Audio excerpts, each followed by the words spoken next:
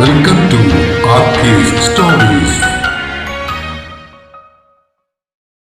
കഥ കേൾക്കുന്നവരിൽ സബ്സ്ക്രൈബ് ചെയ്യാത്തവരുണ്ടെങ്കിൽ ദയവായി ഒന്ന് സബ്സ്ക്രൈബ് കൂടി ചെയ്തേക്കണേ. താളം ഭാഗം 48.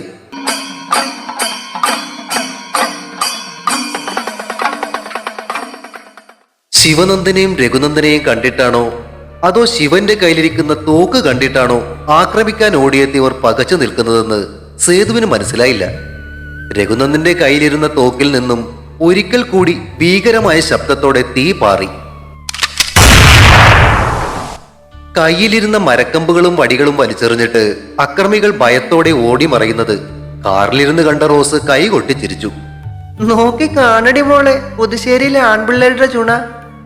ആ, അതിലൊന്ന് എന്റെയാ. അവളെ തോളുകൊണ്ട് തള്ളിക്കൊണ്ട് വൃശ്ചികയും വീമ്പു പറഞ്ഞു. രഘുനന്ദൻ ഡ്രൈവർ സീറ്റിലേക്ക് കയറിയപ്പോ ശിവനന്ദൻ ബോണറ്റിന് മുകളിലിരുന്ന് സേതുവിനെ നോക്കി കൈ വീശി. രഘു സാറും ശിവൻ സാറും. തൊട്ടടുത്തു നിന്നും ജോയി പിറുപിറുക്കുന്നത് സേതു കേട്ടു. അയാളുടെ ശബ്ദത്തിൽ ആശ്ചര്യമായിരുന്നു നിറഞ്ഞു നിന്നിരുന്നത്. ആ ജീപ്പ് അവർക്ക് മുന്നിൽ വന്നു നിന്നു. സേതു അണ്ണാ, പുറകെ പോര്. ബോണറ്റിന് മുകളിലിരുന്ന് ശിവനന്ദൻ വിളിച്ചു പറഞ്ഞു. സേതുവിന് തിരിച്ചെന്തെങ്കിലും ചോദിക്കാൻ സാധിക്കും മുന്നേ ആ ജീപ്പ് മുന്നോട്ട് പോയി കഴിഞ്ഞിരുന്നു. ആരാ ജോയി അത്? വക്കീൽ സാർ ജോയോട് ചോദിക്കുന്നത് കേട്ടാണ് സേതു തിരിഞ്ഞു നോക്കിയത്. അത് വന്ന് Shiva sir Raghu sir Puthussery T estate உங்களுக்கு தெரியாதா സാർ? ജോയ് ചോദിച്ചത് കേട്ട് വക്കീൽ സാറിന്റെ നെറ്റി ചൊളിഞ്ഞു. ഓ, അവിടുത്തെ പിള്ളേരാണോ ഇത്? ആമാ സാർ, ഇറന്നു പോയ ഗംഗാധര മേനോൻ സാറുടെ രണ്ടാമത്തെ സൺ ബ്രഹ്മാനന്ദ സാറുടെ പിള്ളേകള്. വക്കീൽ സാറിന് അറിയാമോ ഇവരെ? ചോദിച്ചിട്ട് സേതു ആകാംക്ഷയോടെ വക്കീൽ സാറിനെ നോക്കി. സേതു വക്കീൽ സാറിനോട് കാര്യമായിട്ടെന്തോ സംസാരിക്കുന്നതും ശ്രദ്ധിച്ചുകൊണ്ട് റോസും വൃശ്ചികയും കാറിനുള്ളിൽ തന്നെ ഇരുന്നു. അല്പദൂരം മുന്നോട്ട് നീങ്ങിയ ജീപ്പ് അവരെയും പ്രതീക്ഷിച്ചെന്ന പോലെ മുന്നിലായി നിർത്തിയിട്ടിരിക്കുന്നതും അവർ കണ്ടു. രഘുവേട്ടന്റെ കൂടെ ഉള്ളതല്ലേടി നീ പറഞ്ഞ ശിവനന്ദൻ? ആ അതെ, അവര് ട്വിൻസാ. റോസിന്റെ ചോദ്യത്തിന് മറുപടി കൊടുക്കുമ്പോഴും രഘുനന്ദനെ കാണാൻ സാധിക്കുന്നുണ്ടോ എന്ന് എത്തിക്കുത്തി നോക്കുകയായിരുന്നു വൃശ്ചിക. അപ്പൊ ഇതാണോ നീ പറഞ്ഞ ജെന്റിൽമാൻ ശിവനന്ദൻ സാറ്? എന്തായാലും കണ്ടിട്ട് കൊള്ളാം, ഒരു കഞ്ചാവ് കൃഷിക്കാരനെ പോലുണ്ട്. ആടി, അത് തന്നെയാന്നേ ഞാനും ആലോചിക്കുന്നേ. അങ്ങേരെ ഈ ഒരു വേഷത്തില് ഞാൻ ആദ്യമായിട്ടാ കാണുന്നേ. ഏട്ടന്മാരാണെന്നും പറഞ്ഞ് വന്നിട്ട് ഒടുവിൽ ഇവന്മാര് ആ കരിമ്പനക്കാട്ടുകാരൊക്കെ പ്രശ്നക്കാരാകുമോ മോളെ? ഈ എന്റെ പൊന്നു റോസമ്മോ, ദൈവത്തെ ഓർത്ത് നിന്നിന്റെ ആ കരിനാഗ വളക്കല്ലേ. അതും പറഞ്ഞ് വൃശ്ചിക അവളെ നോക്കി തൊഴുതു. തിരികെ വന്ന സേതു കാറിലേക്ക് കയറിയപ്പോ ബോണറ്റിൽ ചാരി നിന്നിരുന്ന കാശിയപ്പനും അകത്തേക്ക് കയറി. സ്റ്റാർട്ട് ചെയ്ത കാർ അവൻ മുന്നോട്ടെടുത്ത ഉടനെ റോസ് ആകാംക്ഷയോടെ ചോദിച്ചു, അവരെങ്ങനെ എവിടെ എത്തി സേതുവേട്ടാ? സേതുവേട്ടൻ വിളിച്ചു പറഞ്ഞിട്ട് വന്നതാണോ? മുന്നിലെ റിയർ വ്യൂ മിറർ ഒന്നുകൂടി അഡ്ജസ്റ്റ് ചെയ്ത് അതിൽ കൂടെ റോസിനെ നോക്കിക്കൊണ്ട് അവൻ ചിരിച്ചു. റോസമ്മോ, നീ ഇപ്പോ ഞങ്ങള് വിചാരിച്ചതിനേക്കാളും ഒക്കെ വലിയ പുള്ളിയാണല്ലോ. കാര്യം മനസ്സിലാവാതെ അവൾ വാ പൊളിച്ചു. ഈ മേരീസ് ടി എസ്റ്റേറ്റ് കഴിഞ്ഞാലേ പിന്നെയുള്ള എസ്റ്റേറ്റ് ആരുടേതാണെന്ന് നിനക്കറിയോ? ആ, അവൾ കൈ മലർത്തി കാട്ടി. നിന്റെ അപ്പാപ്പൻ ഗംഗാധര മേനോന്റെ ആയിരുന്നു അത്. അങ്ങനെ മരിച്ചപ്പോ അത് നിന്റെ അമ്മാവന്മാരുടെ പേരിലായി. നിന്റെ അമ്മച്ചി അപ്പച്ചൻ ആദ്യമായി കണ്ടുമുട്ടിയതും പ്രേമിച്ചതും എല്ലാം ഇവിടെ വെച്ചാണെന്ന്. ആണോ? ആഹ്ലാദവും അത്ഭുതവും നിറഞ്ഞ മുഖത്തോടെ റോസ് മുന്നിലേക്ക് അല്പം കയറിയിരുന്നു. അതേന്നേ, ഇപ്പൊ വക്കീൽ സാറ് പറഞ്ഞതായി കാര്യം. പക്ഷെ ആ ബന്ധം നിന്റെ രണ്ട് അപ്പാപ്പന്മാർക്കും സ്റ്റീഫൻ വല്യപ്പനും ഇഷ്ടമല്ലായിരുന്നു. നിന്റെ അപ്പച്ചൻ അമ്മച്ചിയെയും കൊണ്ട് ഇവിടുന്ന് ഒളിച്ചോടിയതോടെ അവര് തമ്മിൽ ശത്രുതയിലുമായി. അയ്യോ! അറിയാതെ വൃശ്ചിക ഒച്ചയെടുത്തു പോയി. നീ കിടന്ന് കാറണ്ട, സേതു പറഞ്ഞു. അതൊക്കെ പണ്ടത്തെ കാര്യങ്ങളാ. മാത്യു അപ്പാപ്പൻ വയസ്സായതോടെ പിന്നീട് സ്റ്റീഫൻ വല്യപ്പനാ ഈ തോട്ടം നോക്കി നടത്തിയിരുന്നത്. സേവിച്ചം വലുതായപ്പോ അവനും കൂടി. രണ്ടു കൂട്ടരും തമ്മിലുള്ള ശത്രുതയും അതോടൊപ്പം വളർന്നു. സേവിച്ചനും വിൽസനുമായിട്ട് നമ്മുടെ ശിവനും രഘുവൊക്കെ പലപ്പോഴും അടിവീണിട്ടുണ്ടെന്ന്. ഇവിടത്തെ തൊഴിലാളികൾക്കൊക്കെ സേവിച്ചനേക്കാളും പേടി ഇവന്മാരെ രണ്ടുപേരെയും ആണത്രേ. ഇതിപ്പോ സേവിച്ചനും വിൽസനും ഒപ്പം നമ്മൾ ഇവരെയും നേരിടേണ്ടി വരുമോ സേതുവേട്ടാ? റോസ കൊച്ചേ, അവന്മാരുടെ വരവ് കണ്ടപ്പോ ഞാനും അങ്ങനെ ആദ്യം കരുതി കേട്ടോ. പക്ഷെ ഇപ്പോ മനസ്സിലായില്ലേ അവര് വന്നത് സഹായിക്കാനായിരുന്നു എന്ന്. കാശിയപ്പൻ പറഞ്ഞത് കേട്ട് സേതു തലയാട്ടി. അതെ, കാരണം എന്താണോ, ഇപ്പോ ഈ എസ്റ്റേറ്റിന്റെ ഉടമ നീയല്ലേ? നിന്നെ അവര് സ്വന്തമായിട്ട് തന്നെയാ കാണുന്നത്. അതുകൊണ്ട് തന്നെയല്ലേ ഞാൻ ഈ കാര്യം വിളിച്ചു പറഞ്ഞപ്പോ അവരോട് എത്തിയത്. പക്ഷെ പഹയന്മാര് തൊട്ടടുത്തുള്ളത് അവരുടെ എസ്റ്റേറ്റാണെന്ന് എന്നോട് പറഞ്ഞില്ലെന്നേ. കാർ അപ്പോൾ മേരീസ് ടീ ഫാക്ടറി എന്ന് എഴുതി വെച്ചിരുന്ന മരത്തിന്റെ പലക കൊണ്ടുണ്ടാക്കിയ ഒരു കമാരത്തിനടിയിൽ കൂടി അകത്തേക്ക് കയറുകയായിരുന്നു. കുറച്ച് തൊഴിലാളികൾ ഫാക്ടറിയുടെ കവാടത്തിന് മുന്നിൽ കൂട്ടം കൂടി നിന്ന് മുദ്രാവാക്യങ്ങൾ വിളിക്കുന്നുണ്ടായിരുന്നു. അവരുടെയൊക്കെ നേതാവ് എന്ന് തോന്നുന്ന ഒരാളും മുന്നിൽ നിൽപ്പുണ്ട്. എല്ലാവരുടെയും നോട്ടം പക്ഷെ മുന്നിൽ നിൽക്കുന്ന ജീപ്പിലേക്കാണെന്ന് മാത്രം. ശേ, ഒന്നും വേണ്ടായിരുന്നു. പഴയ റോസമ്മ തന്നെ ആയി കഴിഞ്ഞാൽ മതിയായിരുന്നു അല്ലേടി. റോസിന്റെ ചോദ്യം ഇഷ്ടപ്പെടാത്ത മട്ടിൽ വൃശ്ചിക അവളെ നോക്കി കണ്ണുരുട്ടി. ഒന്ന് പോയിടി, എന്ത് നല്ല സ്ഥലമാ ഇതൊക്കെ. ഇടയ്ക്ക് ഇവിടെയൊക്കെ വന്ന് താമസിക്കാൻ പറ്റുമെന്ന് പറഞ്ഞാൽ തന്നെ അടിപൊളിയല്ലേ മോളെ. പിന്നെ ഇപ്പൊ ഈ മുന്നിൽ കാണുന്ന പ്രശ്നം അത് നമ്മുടെ ചേട്ടന്മാര് പുഷ്പം പോലും ഒതുക്കില്ലേ മോളെ. അതെ അതെ, പൊന്നുമോളുടെ ചാട്ടം എങ്ങോട്ടാണെന്നേ മനസ്സിലാവുന്നുണ്ട് എനിക്ക്. അതിന് മറുപടി പറയാതെ വൃശ്ചിക അവളെ നോക്കി ഇളിച്ചു കാട്ടി. ആ തൊഴിലാളികളെ തള്ളി മാറ്റിക്കൊണ്ട് 3-4 പേർ മുന്നിലെ കാറിൽ നിന്നും ഇറങ്ങിയ വക്കീൽ സാറിനടുത്തേക്ക് നടന്നു വരുന്നത് സേതു കണ്ടു. കാശിയപ്പൂപ്പ, നിങ്ങൾ കാറിൽ തന്നെ ഇരുന്നാ മതി, ഞാനേ ഒന്ന് ചെന്ന് നോക്കട്ടെ. സേതു ഡോർ തുറന്ന് പുറത്തേക്ക് ഇറങ്ങി. സേവിച്ചന്റെ പണിയാണ് വക്കീൽ സാറേ. വക്കീൽ സാറിനടുത്തേക്ക് ചെല്ലുമ്പോഴേക്കും അവൻ കേട്ട സംഭാഷണ ശകലം അതായിരുന്നു. ആ മിസ്റ്റർ സേതു, ഇതാ ഇവിടത്തെ മാനേജർ ദേവസി, ഇത് അസിസ്റ്റന്റ് മാനേജർ രാജു, പിന്നെ ഇത് അക്കൗണ്ട്സ് മാനേജർ സ്കറിയ, ഇയാള് അസിസ്റ്റന്റ് അക്കൗണ്ട്സ് മാനേജർ രേഖ. വക്കീൽ സാർ ഓരോരുത്തരെയായി സേതുവിനെ പരിചയപ്പെടുത്തി. തുടർന്ന് പുള്ളിക്കാരൻ സേതുവിനെ അവർക്കും പരിചയപ്പെടുത്തി കൊടുത്തു. ഇത് മിസ്റ്റർ സേതുനാഥൻ മാരാർ, നിങ്ങളുടെ ജനറൽ മാനേജറാണ്. മാനേജർ ദേവസി കറുത്തു തടിച്ച കുടവയറോട് കൂടിയ ഒരാളായിരുന്നു. കുറുക്കന്റെ കൗശലം ഒളിപ്പിച്ച കണ്ണുകളിലൂടെ അയാൾ തന്നെ അളക്കുന്നത് സേതു ശ്രദ്ധിച്ചു. രാജു മധ്യവയസ്സ് പിന്നിട്ട ഒരു വ്യക്തിയായിരുന്നു. നിറഞ്ഞ ചിരിയോടെ അയാൾ സേതുവിനെ നോക്കി കൈകൾ കൂപ്പി. സ്കറിയ ഏകദേശം 40-നോടടുത്ത തനി കോട്ടയംകാരൻ അച്ചായൻ തന്നെ.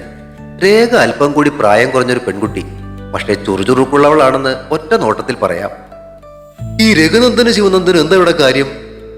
മാനേജർ ദേവസിയുടെ ചോദ്യത്തിൽ ഇഷ്ടക്കേടിനേക്കാളേറെ മുന്നിൽ നടക്കുന്ന പ്രശ്നം കൂടുതൽ വഷളാകുന്നത് കാണാനുള്ള താല്പര്യമായിരുന്നു നിറഞ്ഞു നിന്നിരുന്നത്. അവര് നമ്മുടെ പുതിയ ഓണർ റോസിന്റെ കസിൻസ് ആണ്. വക്കീൽ സാറിന്റെ വെളിപ്പെടുത്തലിൽ ദേവസിയുടെ മുഖത്തെ താല്പര്യം പൂർണ്ണമായും മറഞ്ഞത് സേതു വ്യക്തമായി കണ്ടു.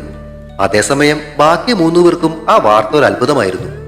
ആ സമയം ശിവനന്ദൻ തൊഴിലാളികളുടെ കൂട്ടത്തിന് മുന്നിൽ നിന്നിരുന്ന നേതാവിനെ അടുത്തേക്ക് കൈ കാട്ടി വിളിക്കുകയായിരുന്നു.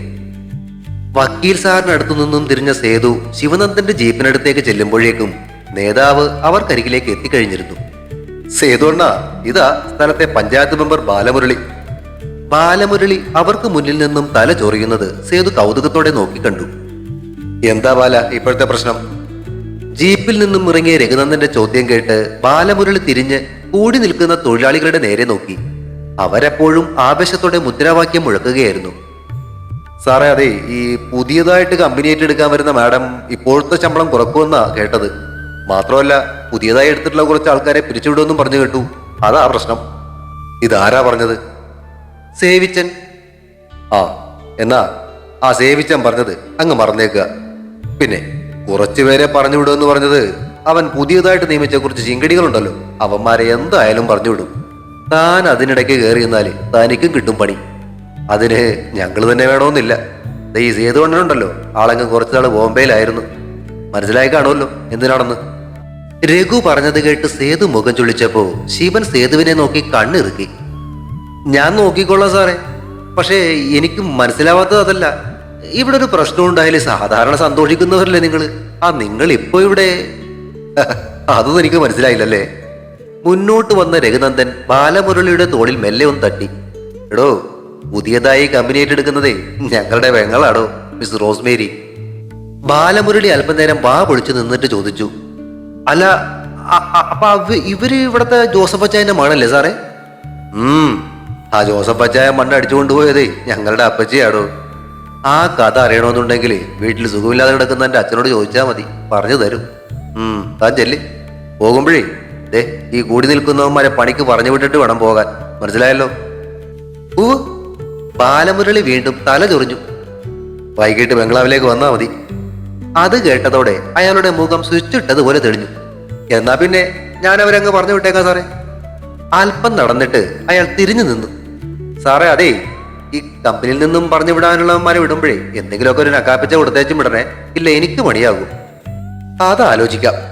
ബോണറ്റിൽ നിന്നും ചാടി ഇറങ്ങിയ ശിവനന്ദൻ തലകുലുക്കിയപ്പോ സേതു പിന്നിലേക്ക് തിരിഞ്ഞ് കാശിയപ്പനോടും റോസിനോടുമൊക്കെ കാറിൽ നിന്നും ഇറങ്ങി വരാനായി ആംഗ്യം കാട്ടി. ഫാക്ടറിക്കുള്ളിലേക്ക് അവർ കയറുമ്പോഴേക്കും തൊഴിലാളികൾ തിരികെ തങ്ങളുടെ ജോലികളിലേക്ക് മടങ്ങിക്കഴിഞ്ഞിരുന്നു. വക്കീൽ സാർ റോസിനെ എല്ലാവർക്കും പരിചയപ്പെടുത്തിയപ്പോ ഏറ്റവും കൂടുതൽ വിധേയത്വം കാട്ടിയതും സ്റ്റീഫന്റെ ആളായിരുന്ന മാനേജർ ദേവസി തന്നെയായിരുന്നു. സേതുവിനോട് പറഞ്ഞിട്ട് അസിസ്റ്റന്റ് മാനേജർ രാജുവിനെ കൊണ്ട് ദേവസിക്കും സ്റ്റീഫന്റെ ശിങ്കിടികളായിരുന്ന ഫാക്ടറി സൂപ്പർവൈസർ ഉൾപ്പെടെ മറ്റു 4 പേർക്കുമുള്ള ടെർമിനേഷൻ ലെറ്റർ അടിപ്പിക്കുകയാണ് റോസ് ആദ്യം ചെയ്തത്. കമ്പനിയുടെ ഉയർച്ചയ്ക്ക് വേണ്ടിയുള്ള പുതിയ ആശയങ്ങൾ ആവേശത്തോടെ റോസിനോട് പങ്കുവെച്ചുകൊണ്ടിരിക്കുന്നതിനിടയിലാണ് സേതു കൊണ്ടുകൊടുത്ത ടെർമിനേഷൻ ലെറ്റർ അവൾ ദേവസിക്ക് നൽകിയത്. അത് വായിച്ച് മുഖത്തടിയേറ്റതുപോലെ വിളറി വെളുത്ത മുഖവുമായിരുന്ന അയാളെ രഘുനന്ദൻ കോളറിന് പിടിച്ചു പൊക്കി ഫാക്ടറിക്ക് വെളിയിലാക്കി. ബാക്കിയുള്ളവർക്ക് ടെർമിനേഷൻ ലെറ്റർ നൽകിയത് സേതു തന്നെയായിരുന്നു.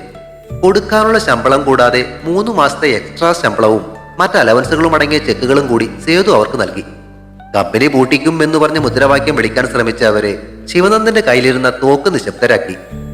അവരിനെ പോയി ആൾക്കാരെയൊക്കെ കൂട്ടി പ്രശ്നം വല്ലതൊക്കെ ഉണ്ടാക്കോ? റോസിന്റെ സംശയം കേട്ട് ശിവനന്ദൻ ചിരിച്ചതേയുള്ളൂ. റോസിന്റെ തോളത്തൊന്നു തട്ടിയിട്ട് രഘുനന്ദൻ പറഞ്ഞു, എടി കൊച്ചേ, ഈ കുട്ടിക്കാനത്തെ ഞങ്ങൾ പറയുന്നതാ നിയമം. ഇടയ്ക്കൊരു തലവേദന സേവിച്ചനായിരുന്നു, അവനെ ഇനി ഇങ്ങോട്ട് കെട്ടിയെടുക്കത്തില്ലല്ലോ. നിന്റെ അപ്പാപ്പനെ അറിഞ്ഞുകൊണ്ടായി തോട്ടവും ഫാക്ടറി നിന്റെ പേർക്ക് എഴുതി വെച്ചത്. പക്ഷേ മാത്യു ജാന്റെ മനസ്സിൽ ഇങ്ങനെ ഒരു ഐഡിയ ഉണ്ടായിരുന്നു എന്ന് എനിക്കറിയില്ലായിരുന്നു കേട്ടോ, വക്കീൽ സാർ പറഞ്ഞു. റോസ്മേരിയുടെ അമ്മ വീട്ടുകാർക്ക് ഇപ്പോഴും റോസിനോടും അമ്മച്ചിയോടും വൈരാഗ്യം കാണുമെന്നാ ഞാൻ കരുതിയിരുന്നത്. അതുകൊണ്ട് തന്നെ നമ്മുടെ തോട്ടത്തോട് ചേർന്നുള്ളത് പുതുശ്ശേരി വക തോട്ടമാണെന്ന് റോസ്മേരിയോട് ഞാൻ പറഞ്ഞിട്ടുണ്ടായിരുന്നില്ല. നല്ലതായാലും ചീത്തയായാലും വരാനുള്ളത് വഴിയിൽ തങ്ങില്ല വക്കീൽ സാറേ, ശിവനന്ദൻ പറഞ്ഞത് കേട്ട് എല്ലാവരും ചിരിച്ചു. രാജുവിനെയും സ്കറിയെയും രേഖയെയും വിളിച്ച് ഒരു മീറ്റിംഗ് കൂടുകയായിരുന്നു റോസ് അത് കഴിഞ്ഞിട്ട് ചെയ്തത്. രാമാനുജനാചാര്യയുടെയും സേതുവിന്റെയും സഹായത്തോടെ ഫാക്ടറിയുടെ വരവ് ചെലവ് കണക്കുകളും കഴിഞ്ഞ സാമ്പത്തിക വർഷത്തെ ലാഭവും മനസ്സിലാക്കിയ ശേഷം അവൾ എല്ലാവരോടുമായി പറഞ്ഞു, ഈ തൊഴിലാളികളുടെ ശമ്പളം നമ്മൾ വെട്ടിക്കുറക്കുന്നൊരു ഇല്ലാവചനമല്ലേ സേവിച്ചൻ പറഞ്ഞു വരുത്തിയേ? അതിന് പകരമായിട്ടേ ഈ തൊഴിലാളികളുടെ പെർഫോമൻസ് അനുസരിച്ച് ഒരു വരുമാനം ഇൻസെന്റീവായിട്ട് കൊടുക്കുന്ന പരിപാടി തുടങ്ങുന്നതിനെ കുറിച്ച് എന്താ അഭിപ്രായം? അവരുടെ അഭിപ്രായം കേട്ട് എല്ലാവരും അല്പനേരത്തേക്ക് നിശബ്ദരായി. അതൊരു നല്ല കാര്യമായിട്ടാ എനിക്ക് തോന്നുന്നത്. കൂടുതൽ ജോലി ചെയ്യാനുള്ള താല്പര്യം തൊഴിലാളികൾക്ക് ഉണ്ടാവും, കാരണം അതിനനുസരിച്ച് അവരുടെ വരുമാനം കൂടുമല്ലോ. സേതു അവരുടെ അഭിപ്രായത്തെ പിന്താങ്ങുമ്പോൾ ശിവനന്ദനും രഘുനന്ദനും പരസ്പരം നോക്കുകയായിരുന്നു. നീ ഞങ്ങളുടെ കച്ചവടം പൂട്ടിക്കോടി കൊച്ചേ? ശിവനന്ദന്റെ ചോദ്യം കേട്ട് റോസിന്റെ മുഖത്ത് മ്ലാനത നിറഞ്ഞു. അയ്യോ ഏട്ടാ, ഞാൻ അതുദ്ദേശിച്ചൊന്നും പറഞ്ഞതല്ല. അവൾ സങ്കടത്തോടെ അവരെ നോക്കി. എന്റെ കൊച്ചേ, അവൻ ചുമ്മാ പറഞ്ഞതാ. നീ ഇപ്പോ പറഞ്ഞതേ നല്ലൊരു ഐഡിയ തന്നെയാ. അവിടെ നമുക്ക് ഇത് തന്നെ നടപ്പാക്കാം, അല്ലടാ ശിവ? ശിവൻ ചിരി തൂക്കിക്കൊണ്ട് തലയാട്ടിയപ്പോ റോസിന്റെ മുഖം പ്രകാശിച്ചു. അത് മാത്രമല്ല, തൊഴിലാളികളെയൊക്കെ എല്ലാവരെയും വിളിക്കണം. എനിക്ക് അവരോട് നേരിട്ടൊന്ന് സംസാരിക്കുകയും വേണം. ഇന്നു മുതൽ കമ്പനിയുടെ മാനേജർ രാജുവേട്ടനായിരിക്കും. അക്കാര്യം മാത്രമല്ല, കമ്പനിയുടെ കാര്യങ്ങളിലെ തൊഴിലാളികൾക്ക് തോന്നുന്ന ആശയങ്ങൾ മാനേജ്മെന്റിനോട് പങ്കുവെക്കാനുള്ള ഒരു അവസരം കൂടി അവർക്ക് നൽകണം.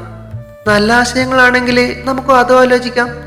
ഈ പണം നൽകുന്നതിനേക്കാളേറെ കമ്പനിയിലെ തങ്ങളുടെ അഭിപ്രായങ്ങൾക്ക് ഒരു സ്ഥാനമുണ്ടെന്ന് വരുന്നത് അവർക്കും അഭിമാനിക്കാവുന്ന ഒരു കാര്യമല്ലേ? അത്തരം കാര്യങ്ങളൊക്കെ ഈ തൊഴിലാളികൾക്ക് കമ്പനിയോടുള്ള അടുപ്പം കൂട്ടും. ഇവളാള് കൊള്ളാലോടെ രഘു, നമ്മുടെ ഫാക്ടറി ഇവളെ തന്നെ അങ്ങ് ഏൽപ്പിച്ചാലോ? ശിവനന്ദന്റെ ചോദ്യം അവിടെ ചിരി പടർത്തി. അവൾ പറഞ്ഞതുപോലെ തൊഴിലാളികളോട് നേരിട്ട് സംസാരിച്ച് അവരെ മുഴുവൻ കയ്യിലെടുത്തിട്ടാണ് അവൾ കമ്പനി വക ബംഗ്ലാവിലേക്ക് പോയത്. വക്കീൽ സാർ കമ്പനിയിൽ നിന്ന് തന്നെ യാത്ര പറഞ്ഞ് പിരിഞ്ഞിരുന്നു. കമ്പനിയിൽ നിന്നും അല്പം ദൂരെ മാറി ചെറിയൊരു കുന്നിന്റെ മുകളിലായിരുന്നു ആ ബംഗ്ലാവ് സ്ഥിതി ചെയ്തിരുന്നത്. തുറന്നിട്ടിരുന്ന ഗേറ്റിലൂടെ അകത്തേക്ക് കയറിയ കാർ കുന്നിനെ ചുറ്റി വളഞ്ഞ് മുകളിലേക്ക് പോകുന്ന റോഡിലൂടെ മെല്ലെ കയറി. ആ കുന്നിന്റെ ഒരു ഭാഗം ഒഴിച്ച് ബാക്കി 3 വശത്തും താഴ്വരയിലേക്കുള്ള മനോഹരമായ കാഴ്ചയായിരുന്നു. ഉച്ചയോടടുത്തിരുന്ന ആ സമയത്തും തേയിലച്ചെടികൾക്ക് മുകളിലൂടെ കയറി വരുന്ന മുടൽമഞ്ഞിന്റെ തണുപ്പ് കാറിനുള്ളിലേക്ക് അരിച്ചു കയറി വന്നു. അവർക്ക് പുറകിലായി ശിവനന്ദന്റെ ജീപ്പും വരുന്നുണ്ടായിരുന്നു. വെളുത്ത പെയിന്റ് അടിച്ച വലിപ്പമുള്ളൊരു വീടായിരുന്നു ആ കുന്നിൻ മുകളിൽ ഉണ്ടായിരുന്നത്. മനോഹരങ്ങളായ പൂക്കൾ നിറഞ്ഞ ചെടികളും ചെറുമരങ്ങളും ഇരുവശത്തും നിറഞ്ഞു നിൽക്കുന്ന ആ വീടിന്റെ മുന്നിൽ പൂത്തു നിൽക്കുന്ന പല നിറങ്ങളിലുള്ള റോസാ ചെടികളാണ് റോസിനെ ആദ്യം ആകർഷിച്ചത്. ചരൽക്കല്ലുകൾ നിറച്ച നടപ്പാതയിൽ വന്നു നിന്ന കാറിൽ നിന്നും ചാടി ഇറങ്ങിയ റോസ് നേരെ പോയതും ആ റോസാച്ചെടികൾക്ക് അടുത്തേക്കായിരുന്നു. വീടിന്റെ സൂക്ഷിപ്പുകാരായിരുന്ന പൗലോസ് ചേട്ടനും ഭാര്യ ഏലിയാമ്മയും തൊഴുതു പിടിച്ചുകൊണ്ട് അവൾ കരികിലേക്ക് ചെന്നു. അപ്പോഴേക്കും കാറിൽ നിന്ന് വൃശ്ചികയും സേതുവും കാശിയപ്പനും ഇറങ്ങിക്കഴിഞ്ഞിരുന്നു. വൃശ്ചികയെ കൂടി കണ്ടതോടെ അതിലാരാണ് റോസ്മേരി എന്ന സംശയത്തോടെ പൗലോസ് ചേട്ടനും ഏലിയാമ്മച്ചേട്ടത്തെയും ആദ്യം ഒന്ന് നിന്നെങ്കിലും റോസിനെ സൂക്ഷിച്ചു നോക്കിയ അവർ അവളെ മനസ്സിലായതുപോലെ തലയാട്ടി. പൗലോസേട്ടനല്ലേ? റോസ് ചോദിച്ചു. അതെ കുഞ്ഞെ. മറുപടി പറയുമ്പോഴും അയാളുടെ കണ്ണുകൾ റോസിനെയും വൃശ്ചികയെയും മാറി മാറി നോക്കി ഒരിക്കൽ കൂടി ഉറപ്പുവരുത്തുകയായിരുന്നു. ഞാനാ റോസ്മേരി. അയാളുടെ നോട്ടത്തിന്റെ അർത്ഥം മനസ്സിലാക്കിയ അവൾ സ്വയം പരിചയപ്പെടുത്തി. ഓ, മനസ്സിലായി. ഇത് ഏലിയമ്മ ചേട്ടത്തി അല്ലേ? അവളുടെ ആ ചോദ്യത്തിൽ അവരും സന്തോഷത്തോടെ തലയാട്ടി. അതെ, എന്നെ കാണുമ്പോഴൊക്കെ ഇങ്ങനെ തൊഴുതു പിടിച്ച് നിൽക്കുകയൊന്നും വേണ്ട കേട്ടോ. ഓ. അപ്പോഴേക്കും വൃശ്ചിക അവരുടെ അടുത്തേക്ക് വന്നു. ഇത് വൃശ്ചിക, എന്റെ കൂട്ടുകാരിയാ. കൂടാതെ സേതുവേട്ടന്റെ അനിയത്തിയും. സേതുവേട്ടനാ കമ്പനിയുടെയും കടയുടെയും ഒക്കെ ജനറൽ മാനേജർ.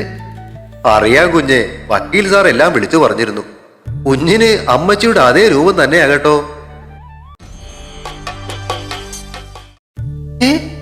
എന്റെ അമ്മച്ചിയെ കണ്ടിട്ടുണ്ടോ? അവൾ ആശ്ചര്യത്തോടെ അവരെ നോക്കി. പിന്നെ കാണാതെ. ജോക്കുട്ടന്റെ ഒപ്പം എത്ര പ്രാവശ്യം ഇവിടെ വന്നിട്ടുണ്ടെന്നറിയോ?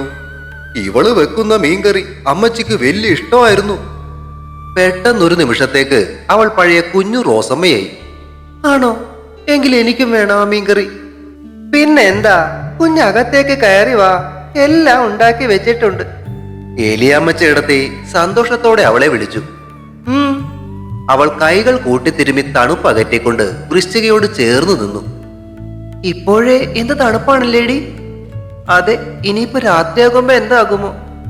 രണ്ടുപേരും കൂടി തേയിലത്തോട്ടങ്ങളുടെ ഭംഗി ആസ്വദിക്കുവാന്നോ? തൊട്ടു പിന്നിൽ രഘുനന്ദന്റെ ചോദ്യം കേട്ട് അവർ തിരിഞ്ഞു നോക്കി. അവനൊഴികെ ബാക്കിയുള്ളവരെല്ലാം അകത്തേക്ക് കയറിപ്പോയിരുന്നു. അടുത്തേക്ക് നീങ്ങി നിന്ന് അവനെ കണ്ട് വൃശ്ചിക വെപ്രാളത്തോടെ റോസിന്റെ അങ്ങേവശത്തേക്ക് ചാടി. എടി പെണ്ണെ, ഞാൻ പിടിച്ച് തിന്നത്തൊന്നുമില്ല.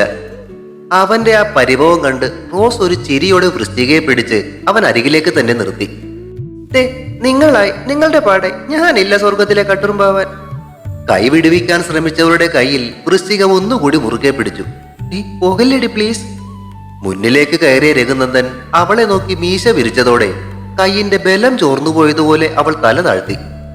ആ തക്കത്തിന് അവളുടെ കൈ വിടുവിച്ച് റോസ് അകത്തേക്ക് കയറി പോവുകയും ചെയ്തു. ഇത്രയ്ക്കൊക്കെ ഉള്ളൂ? എവിടെ പോയി കൊണ്ടേ നിന്റെ തന്നിടമൊക്കെ? അവന്റെ കളിയാക്കൽ കേട്ട് അവൾ കണ്ണുകൾ കൂർപ്പിച്ചു. തന്റെ ഇടമൊക്കെ ഇവിടെ തന്നെ ഉണ്ട്, കുറച്ച് ബഹുമാനം തന്നേക്കാന്ന് കരുതിയിട്ടല്ലേ. അയ്യോടാ, നിന്റെ ബഹുമാനമൊന്നും എനിക്ക് വേണ്ട.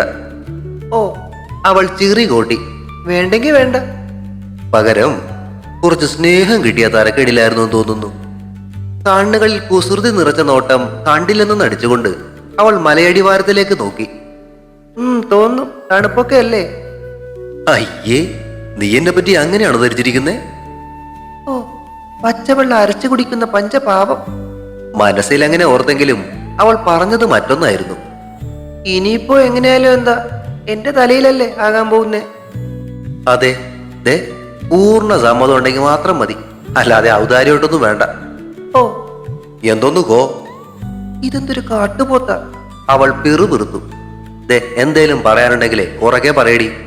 ഞാൻ ഇങ്ങനെയൊക്കെയാ, നിനക്ക് പറ്റുമെങ്കിൽ എന്നെ സ്നേഹിച്ചാ മതി. ആലോചിക്കട്ടെ. അവളുടെ ഉത്തരങ്ങളെല്ലാം പെട്ടെന്നായിരുന്നു. മതി, ആലോചിച്ചിട്ട് മതി. പക്ഷേ ഉത്തരം യെസ് എന്നാകണം. ഇല്ലെങ്കിൽ? ചോദ്യത്തോടൊപ്പം അവളുടെ മുഖത്തും ആ ചോദ്യഭാവം തെളിഞ്ഞു. ഇല്ലെങ്കിലേ ആ താഴെ കാണുന്ന അടിവാരം കണ്ടോ? മലയടിവാരം കാണിക്കാനായി അടുത്തേക്ക് ചാഞ്ഞു വന്ന അവൻ അവളുടെ ദേഹത്ത് വന്ന് മുട്ടി. ചെറിയൊരു വിറയൽ കരണ്ടടിച്ചതുപോലെ ശരീരത്തിൽ കൂടി കടന്നുപോയെങ്കിലും ധൈര്യം സംഭരിച്ച് അവൾ പിടിച്ചു നിന്നു. കണ്ടു. ശബ്ദത്തിന് പതർച്ച ഉണ്ടായെങ്കിലും അവൾ പറഞ്ഞൊപ്പിച്ചു. നിന്നെയും പൊക്കിയെടുത്തേ ഞാൻ അങ്ങോട്ട് ചാടും. ഭീഷണി പോലെ പറഞ്ഞിട്ട് അവൻ അവളെ നോക്കി കണ്ണു തുറപ്പിച്ചു. നടന്നത് തന്നെ. അവൾ അതിനെ നിസ്സാരമാക്കി പുച്ഛിച്ചു തള്ളി.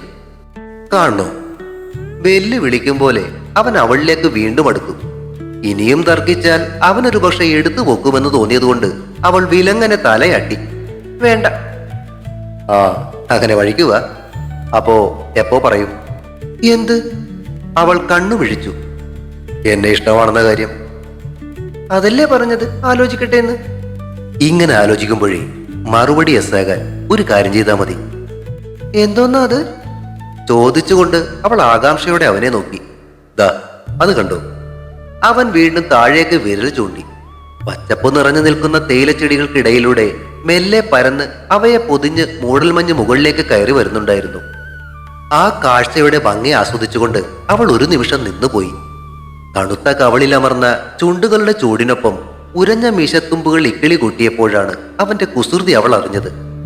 ചുവന്നുപോയ മുഖം വെട്ടിച്ചു മാറ്റി അവൾ തുറച്ചു നോക്കുമ്പോ കുസൃതി നിറഞ്ഞ കണ്ണുകളോടെ അവൻ മാറി നിന്ന് ചിരിച്ചു. ഡാ, താഴെ നിന്നും ചരൽക്കല്ലുകൾ പെറുക്കിയെടുത്തുകൊണ്ട് അവൾ ഓങ്ങുമ്പോഴേക്കും അവൻ ഓടിക്കഴിഞ്ഞിരുന്നു. തുടരൂ. താളം അടുത്ത ഭാഗം ഉടൻ പ്രതീക്ഷിക്കുക. സബ്സ്ക്രൈബ് ചെയ്യാത്തവരുണ്ടെങ്കിൽ ദയവായി സബ്സ്ക്രൈബ് ചെയ്ത് സപ്പോർട്ട് ചെയ്യണേ. കഥയ്ക്ക് അഭിപ്രായങ്ങൾ പറയുന്നതിനൊപ്പം ലൈക്കുകളും ഹൈപ്പും നൽകി സപ്പോർട്ടുമായി എന്നും കൂടെ ഉണ്ടാകണേ. കൂടാതെ കഥയുടെ ലിങ്ക് കഴിയുന്നവർക്കൊക്കെ ഒന്ന് ഷെയർ ചെയ്ത് കൂടി കൊടുത്തേക്കണേ. Thank U.